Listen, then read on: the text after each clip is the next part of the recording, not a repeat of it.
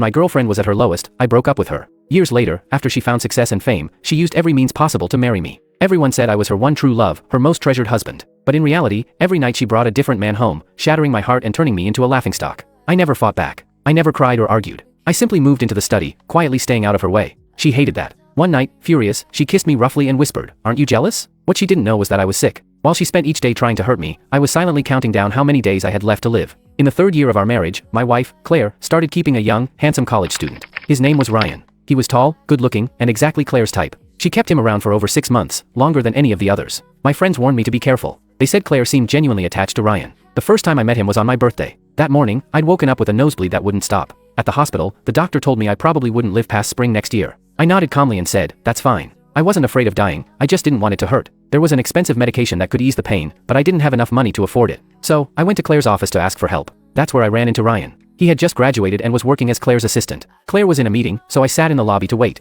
Ryan kept glancing at me, then leaned over to whisper to his coworkers, "So, that's the husband? He looks awful, so skinny and sickly, like he's on his deathbed." He laughed and added, "People say I look like him, but I don't see it. I'm way better looking." I caught my reflection in the glossy glass wall. Messy hair, a puffy coat that made me look even frielier. He wasn't wrong. I wasn't much to look at, just a man waiting to die. A coworker nudged him and whispered, "Don't underestimate him. If he cleaned up, you wouldn't even compare. And don't forget, Claire loves him. If you piss him off, she'll destroy you." Ryan wasn't convinced. He rolled his eyes and smirked. He brought me a cup of tea and asked mockingly, "So, Mr. Baker, why is Claire making you wait so long?" It's weird, whenever I stop by, no matter how busy she is, she always makes time for me. She says I'm her priority. He smiled smugly, and for a moment, I saw a bit of my younger self in him. I thought about it. Claire did treat Ryan differently. She'd had countless lovers over the years, using them as pawns in her game to provoke me. Every night, she brought home someone new, testing my limits. But she never kept them around for long. A day or two, maybe a week. She always got bored quickly. Ryan, though, was different. She spoiled him. She took him out to dinner, shopping, and movies. They acted like an ordinary, happy couple. She gave him money, but she also gave him affection. I looked at him and smiled gently.